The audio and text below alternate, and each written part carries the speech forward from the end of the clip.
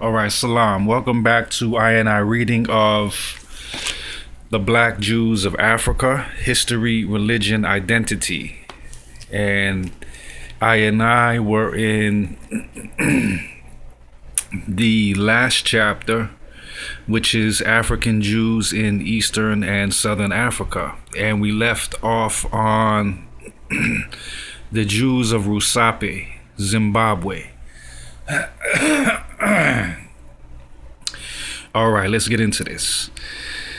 The community of self-proclaimed Jews, centered in Rusape, a small city in northeast Zimbabwe, claims both ancient and contemporary origins.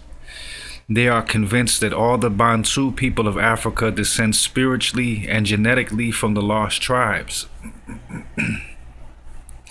that migrated from the kingdom of Israel. To the Rusape community, there was little difference between ancient African observances and ancient Jewish culture. The community favorably compares traditional Bantu symbols, burial rites, circumcision patterns, marriage customs, and agricultural practices to those of ancient Israelites. This led Solomon Guzawa, the current leader of the community, to say, "We believe most African black descendants are in fact the ancient Hebrews. And in fact, most blacks are the descendants of the 12 children of Israel. We believe the true faith of the African descendants is Judaism. Actually, the adhesion to Judaism of the Rusape Jews dates back to the 1900s. They consider, as do the Israelites who developed in South Africa in the 1920s under the leadership of Mgijima, the African-American William Crowdy, as their prophet. One can note that the Rusape movement followed the same line on the African continent as did Crowdy's Church of God and the Saints of the Christ in Lawrence, Kansas. According to the collective memory of the community, around 1903, a man named Albert Christian brought Crowdy's teachings to South Africa.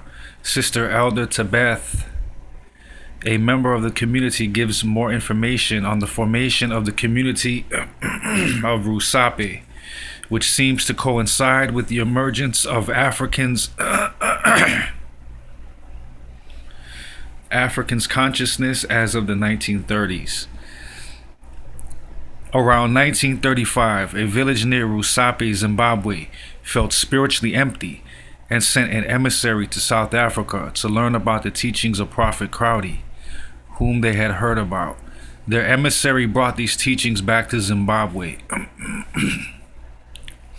After several generations of development in Zimbabwe, Rabbi Ambrose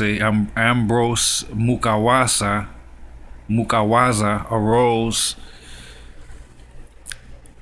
arose to become the chief Rebbe of the movement for Central Africa, Zimbabwe, Malawi, and Zambia. Today, there are several thousand members in the Rusape community who practice a prophetic Judaism. They define prophetic in the sense that each one of us is truly or potentially a prophet of God. The community members who believe that Jesus was not the Messiah, but a prophet like Crowdy, observe all Jewish holidays.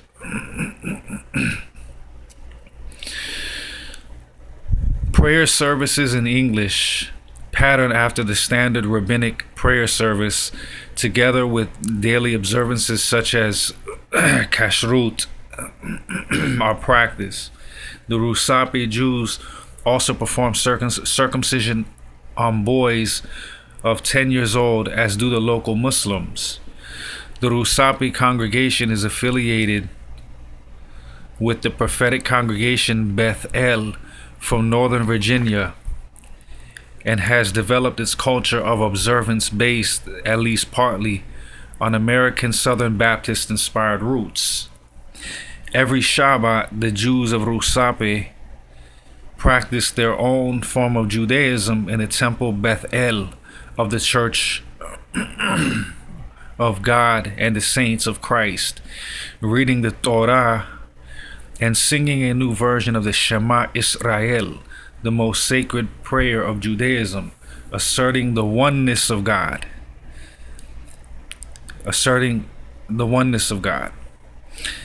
In a combined version of Hebrew, English, and Shona. Let us now turn to the context in which this group's claim to Judaism arises.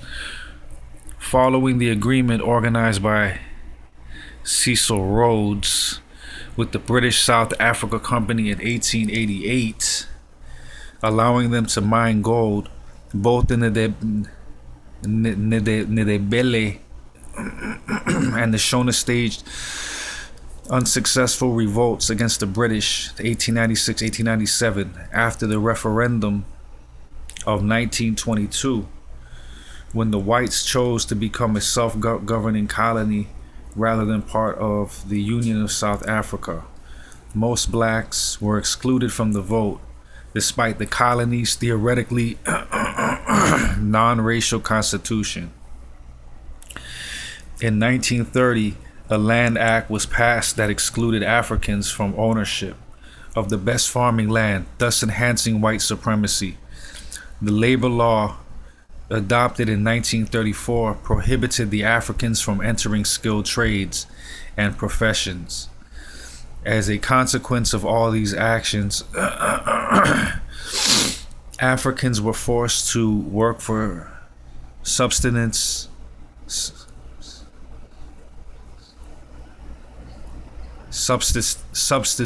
wages on whites' farms and in mines and factories.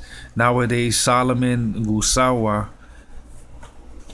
the active leader of the community, is happy to give information about his odyssey through Rastafari.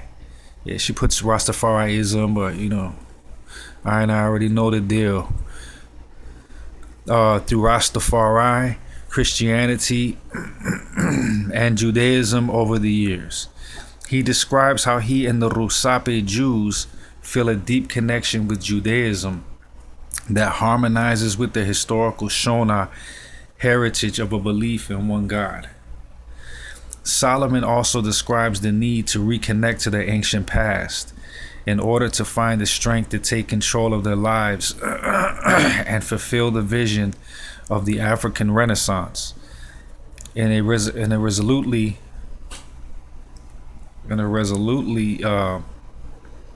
positive discourse, Guzawa believes that Judaism is the path to reject centuries of oppression, colonialism, and modern-day cultural imperialism. Rabbi Makuasa explained that the totems of their forefathers connected them with the various tribes of Israel, and affirms that he himself is a Levite.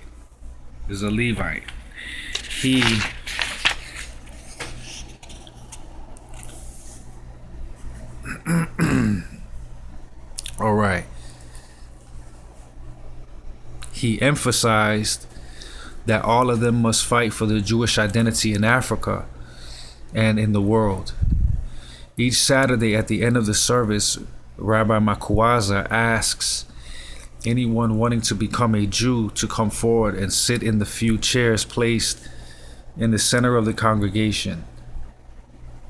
Today there are half a dozen churches. Synagogues affiliated throughout the country with around 5,000 followers. Many of the believers were second or third generation Jews. For them, Judaism is essentially a faith in God, not a culture or a race. This is why they contest both a matrilineal descent and a definition of Judaism that they consider much too Eurocentrist. Throughout its history, the Rusape community has defined itself as clearly stemming from the first American Black Jewish movement founded by Crowdy in Kansas. The syncretic Judaism they practice, with theologically speaking, mixes Judaism and Christianity, appears to be well in line with numerous African American Jewish movements. The Rusape Society appears as the direct emanation of these movements in Africa. In the same way, the community's ideology is impregnated with Pan-Africanism and notions of struggle against the cultural domination of the West, which, as we have seen, is one of the bases of African American Jewish identity. Today, the personal experience of the leader Solomon Guwaza, and in particular his Rastafarian past, exhibit the same ideological and political characteristics. Without devaluing what is considered to be proper to the West, the discourse of the Rusape community exalts a certain idea of Africanity, liberated from subjection to the Western world. Clearly, this movement, explicitly born from the African American Jewish movements of the early 20th century, now falls within the scope of the new religious movements as a late African expression of the construction of a new identity in simultaneous confrontation with modernity. The descendants of David of Madagascar.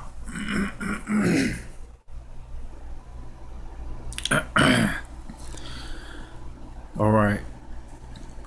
The scores of existing traditions,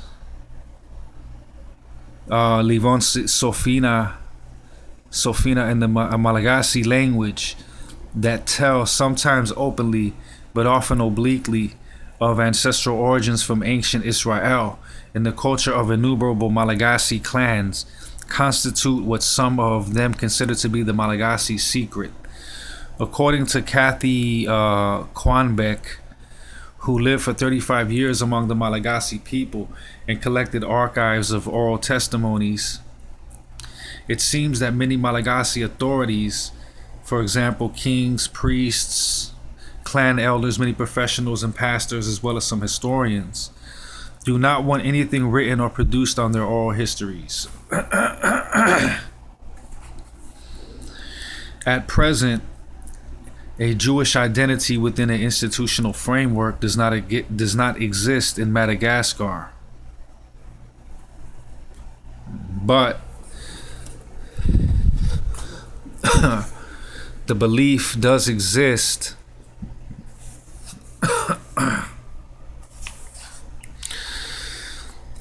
the belief clearly does exist among certain groups, movements, or individuals that many Malagasy have Hebrew blood. A young Malagasy man of the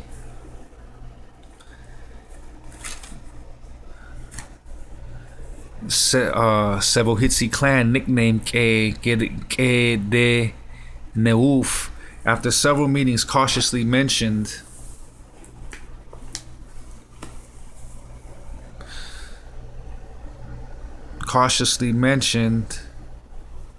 the existence of a place from where he came. Foibe Joyce, which means the headquarters of the Jews, near Ambovombe, he commented, "We marry only within our clan. No one likes to come to our town. People do not like us. You have to hide the fact that you are Jewish." Here too is what a member of the Tabaratra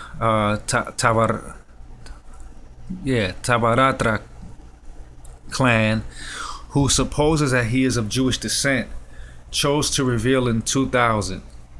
"There is more about our clan that only our elders determine how much should be shared. Much is kept secret, only known by a very few leaders. Another fact is that there is something buried near my own land in Sandravene. I do not know precisely what it is, but it seems to be a secret of grand significance. It is the issue of our true origins that my brother is researching now while working in Europe. Ascertaining the specific boundaries between groups in Madagascar is problematic since they overlap and merge into one another. Hence, the boundaries between clans are nebulous, and anyone can identify with more than one clan. Despite regional differences, members of numerous clans, mainly originating from the southeast and southwest regions of the island, claim to be descendants of royal dynasties whose traditions are clearly of Semitic origin, such as Antemoro and Zafiramenia, descendants of Raminia. This seems to be a consequence of certain European theories that appeared in the 17th century among French observers and were largely taken up again and developed by missionaries in the 19th century.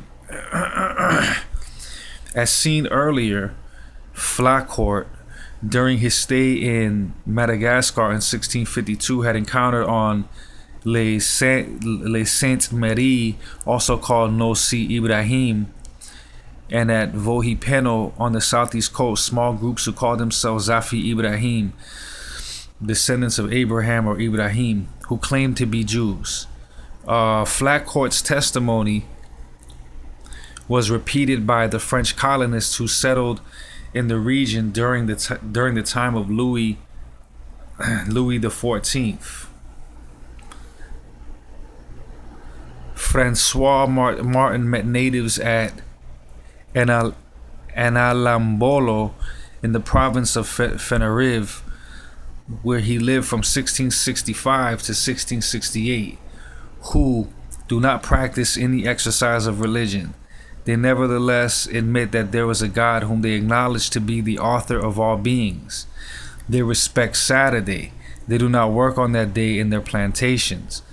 The specific observance of that day, their circumcision, and the loathing of some of them for eating pork tell us that a few Jews or persons of this religion visited this region in the past, that they instructed the people, and that some customs have remained. Although Christian missions were established in the 16th century, their greatest impact on Malagasy culture and politics began during the early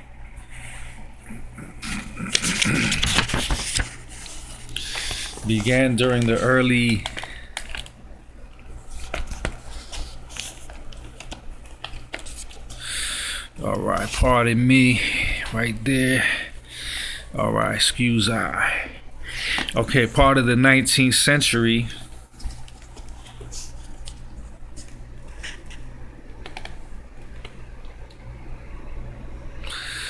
when missionaries were allowed to settle in the highland kingdom of Imerina. By the beginning of the 1820s, the missionaries of the London Missionary Society, LMS, who had arrived in 1795, not only had created a considerable network of schools, but also had completed the translation of the New Testament and substantial sections of the Old. A number of studies show how inextricably Christianity and Christian values became interwoven with beliefs and practices concerning ancestors, especially in the highlands.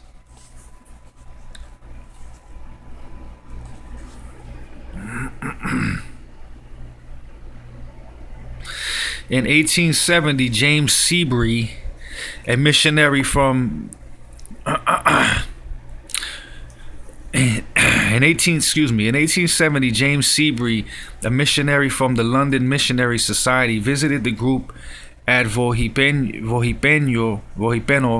who called themselves Zafi Ibrahim, and recorded that They said to him during a conversation, "We are altogether Jews." He adds, "But I could not detect any difference in color, features, or dialect between them and the other people of the eastern coast, while observing that they emphasized their Jewish origins." He thus recorded that one intelligent seeming man, that his father had been a magician or sorcerer among the Jews. But during a general burning of idols and fetishes in 1869, his father had burned his books. Sibri also recorded that in 1876 he met an Anakara who had helped Grandidier to copy fragments of Sorabe. This Anakara told him that he was a Zafi Ibrahim, descendant of Abraham, and added Josi Mihitsi, which means entirely Jewish. Gioisi is the Malagasy transcription of Jew in English, and it was probably after hearing the preaching of English missionaries that this idea came to him. Abraham being included among the Antemoro's ancestors together with Noah and Moses. Biblical characters and themes did not wait for the 19th century missionary movement to penetrate Malagasy traditions.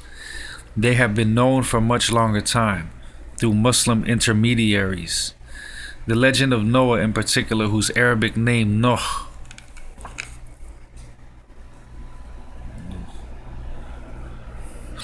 has been rendered in Malagasy as Noho or Renoho, was mentioned by Flacourt, who himself had met scribes who owned Arabic Malagasy documents. The very same Malagasy legends contain figures that also traveled through Muslim traditions, as well as other deriving from biblical sources transmitted by missionaries. Within a process of dynamic reorganization, local indigenous mythographies appropriated symbols from the 17th century. They had been considerably added to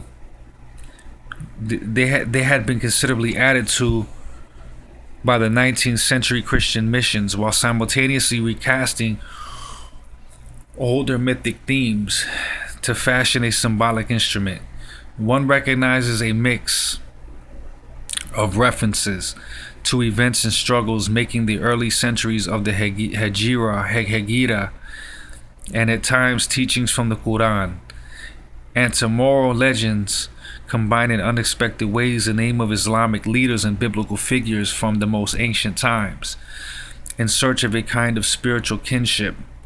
One of these legends contracts and synthesizes the question of the origin of various races or ethnic groups by recounting that Mahomet had 5 sons, who all became kings in Arabia. These were Abraham,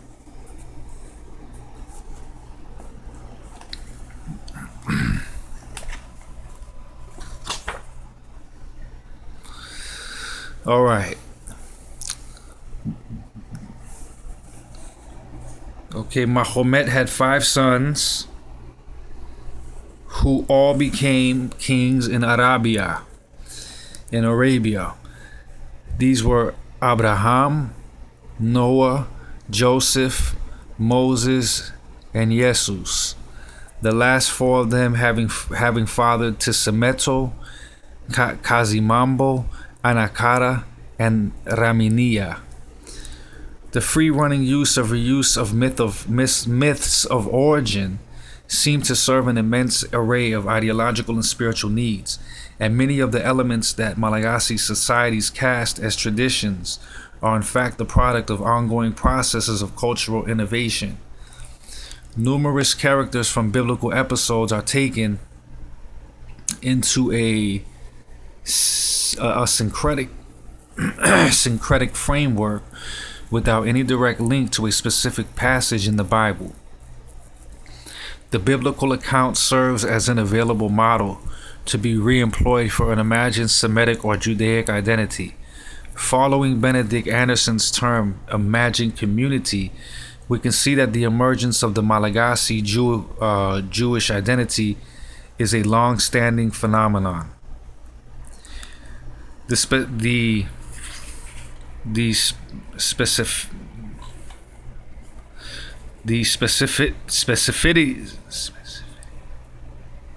specificities recorded by Flacourt and the French colonists in the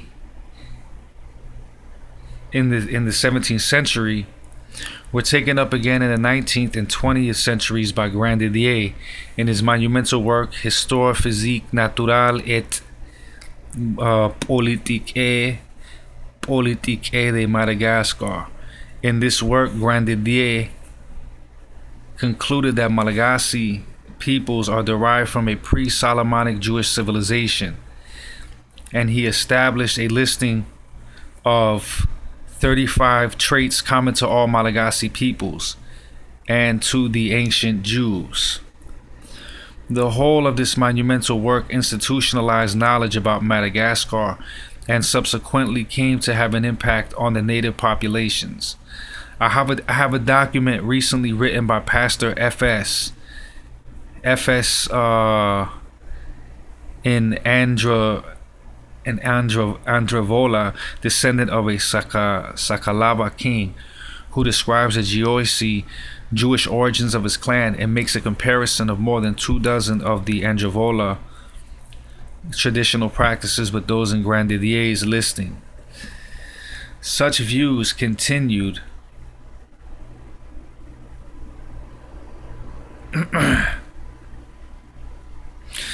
such views continued to be expressed throughout the 20th century. In the 1940s, Reverend Father Briand, a French missionary, dedicated a strange book to the influence of Hebrew on the Malagasy language, asserting that the Malagasy language is a peculiarity, and the source of this peculiarity is in the Hebrew language. As the earliest comparativists in North America, for instance, proposed conjectural histories that can trace the Indians back to ancient Israel.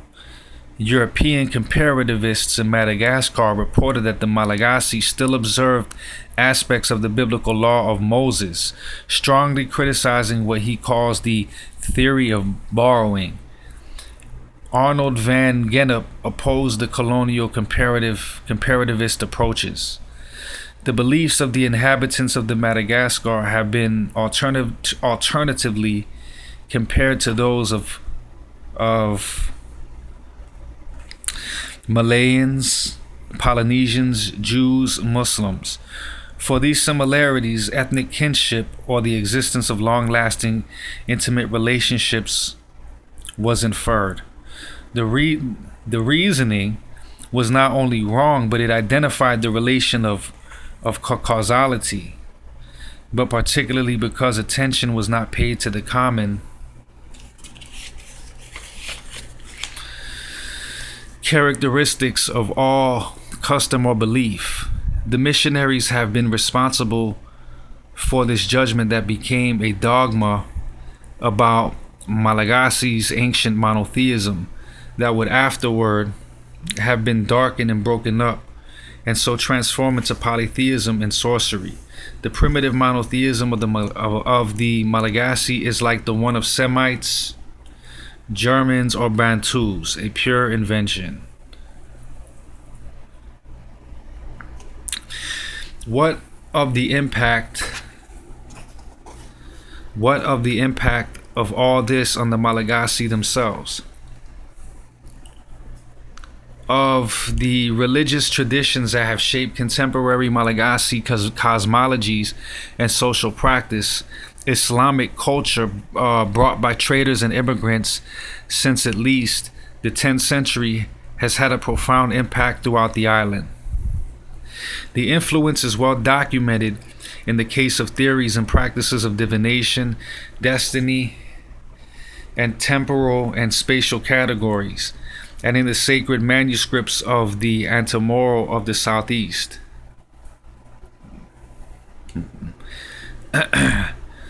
Today, the Islamic elements have become local Malagasy cultural practice.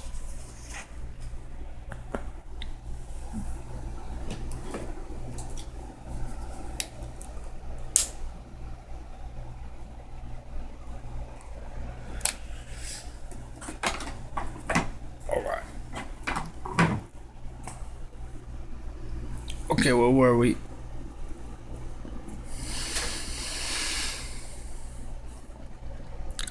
Yes, all right. The Islamic elements have become local Malagasy cultural practice. Yeah. According to what appears to be the dominant tradition, those Malagasy who refer to themselves as Jews assert that their ancestors are descendants of David, who came from a place outside Madagascar, that is Arabia or Africa.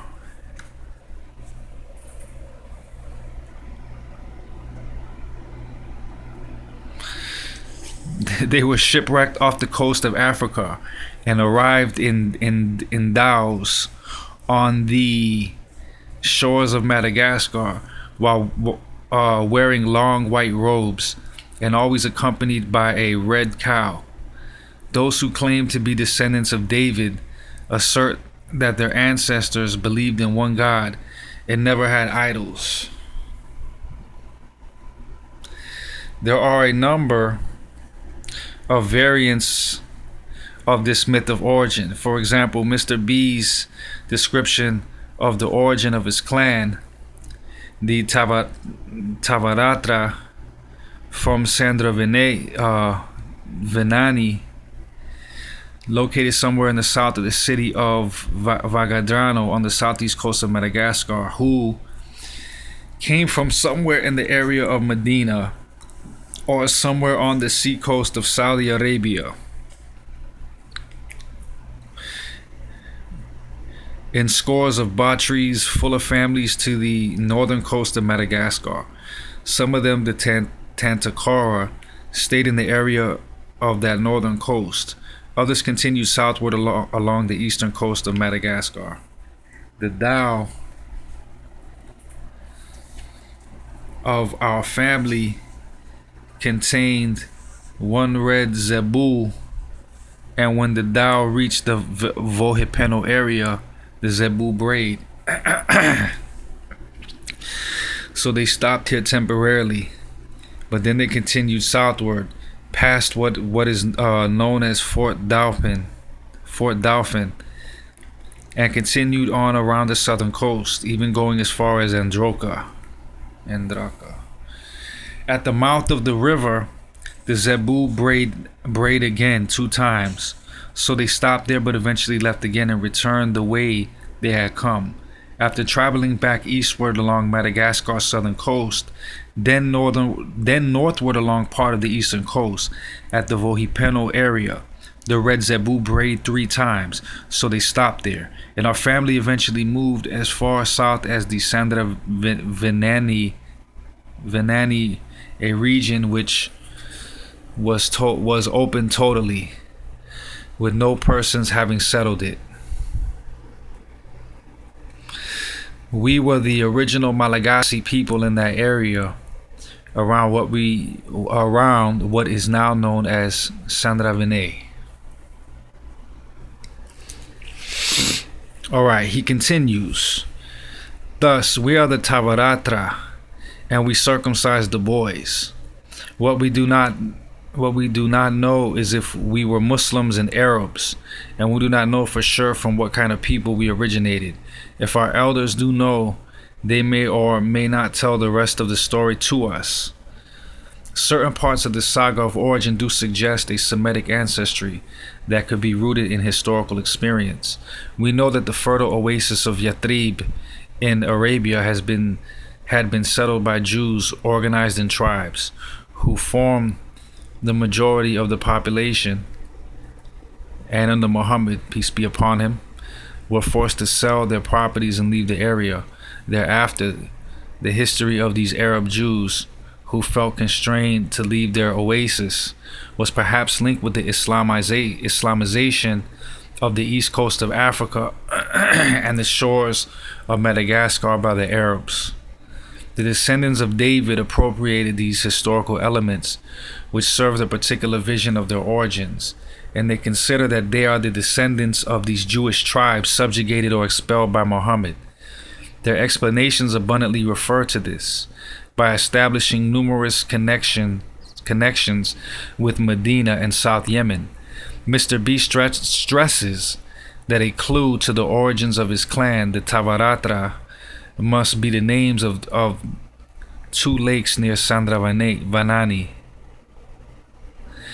Lake Arian and Lake Esazalan, which are similar to the name of two cities on the southern coast of Yemen, Arian and Asaid Azan. The legend of the red zebu probably came from the political tradition of the red heifer. Numbers chapter 19, verses 1 through 22. The red heifer was part of the sacrifice given to the Levites to perform and has a symbolic meaning of Levitical defilement and purification. However, as discussed earlier, the identification of Levitical customs was an obsession of the missionaries or early European anthropologists. One of these anthropologists detected Levirate survivals among the Bada, a Malagasy group seen as Africans of Madagascar and hinted at an Ethiopian connection. The Levirate still exists among several peoples, but it is basically Hebraic and it still exists in Abyssinia. Its presence in Madagascar seems to me obvious and of a much more ancient and deep influence than one could imagine, coming from Hebrews or Arabs who migrated there or from elements belonging to Eastern Africa. Today, the Malagasy construction of ethnohistory has fully absorbed the identification of local tribes with the lost tribes introduced by the Christian missionaries. Pastor S., a professor of Old Testament studies at Borneo, asserts, "I know that there are many Malagasy who must be Levite priests. There is a specified clan elder in each of these families who has a special knife for killing the sacrificial animal. Thus, there is also a specified elder in the clan who has the privilege of killing the animal that is sacrificed. Is the selection of a Jewish ancestry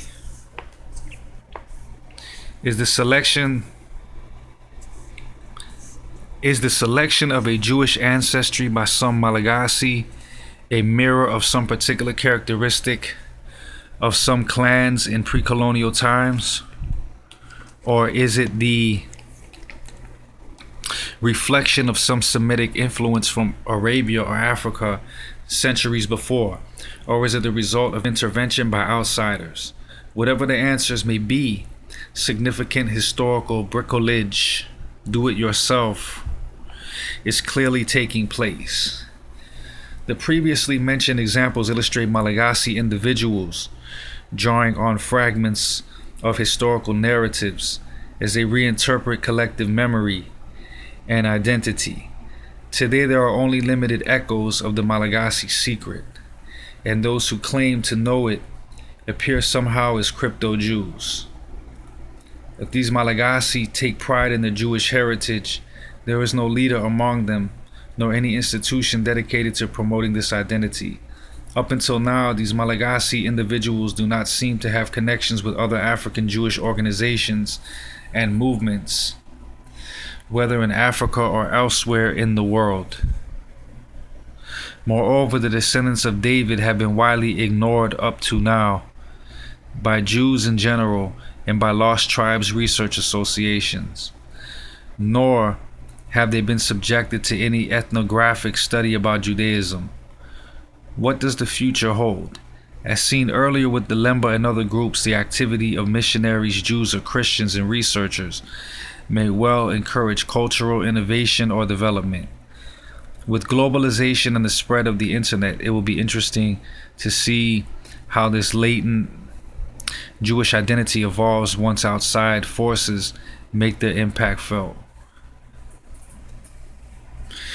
Throughout Africa, interpretations of the Hebrew Bible and analogies and the experiences of blacks and Jews have provided important models for Africans' identification with the descendants of the lost tribes of Israel.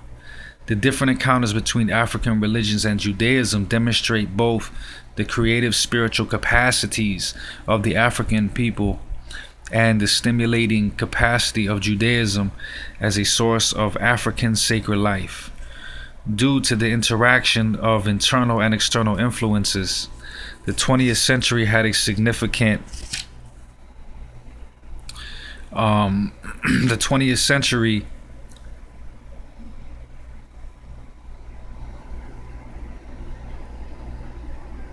give me 1 second.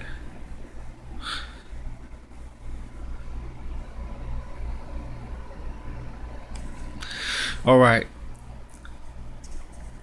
Due to the interaction of internal and external influences, the 20th century had a significant impact on the lives of these African groups.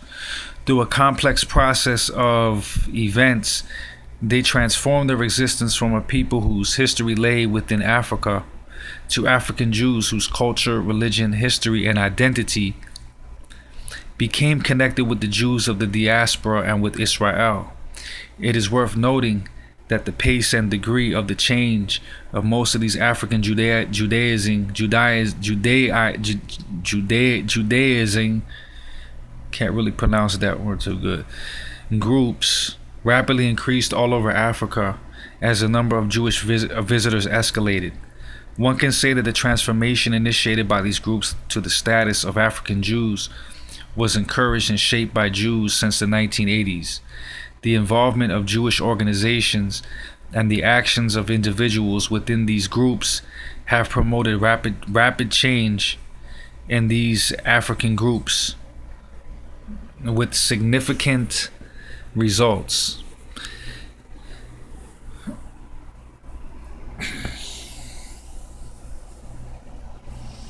Where I leave that flame at?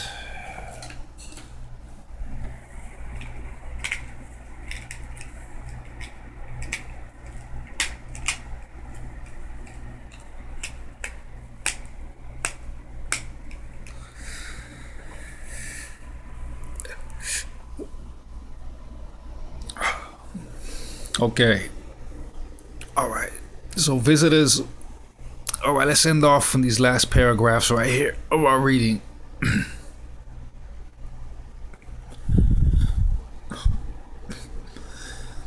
All right. Visitors observed the apparently Jewish nature of their practices, customs, and way of life and accepted their affiliation within world Jewry. This was accompanied by a marked acceleration of cultural change. As Chalamet noted in respect to the falasha during the 1960s and 1970s, among African Judaizing societies, traditional customs resembling those of normative Judaism were emphasized and elaborated on, while unfamiliar Jewish practices were adopted. To appeal to Jewish attention and highlight their own evolving religious orientation, as the falasha did before them, most of these groups, such as the Abba Yudaya or the House of Israel in Ghana, undertook a change in their production of crafts and began to produce figurines of Torah scrolls or Jewish stars, embroidered talith and kippas, skull caps, and CDs of Hebrew songs sung in an African style. In recent years, a myriad of other Judaizing societies, which are not included in this first survey,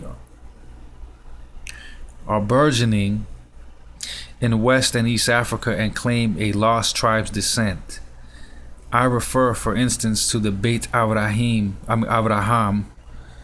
community in Kashin, Ethiopia, to a new movement of Israelites in Cameroon gathered around Rebbe Israel Oriel, and to a relatively small emergent community that has been formed in Laikipia, Kenya, that all have many deep connections with Judaism. These recent interesting developments of Judaism in Africa will stimulate further research And with that, that will conclude I first reading, The Black Jews of Africa, History, Religion, Identity by Edith Bruder. And I give thanks for the INM tuning in. Stay tuned for the next reading on the Rastafari historical series. And I feel like this read is a very essential part in the growth of coming to a overstanding on history. And stay tuned for the next video on a brief summary and reasoning on the book, on this particular reading. So once again, I give thanks. This has been a very good reading. And until next time, salam.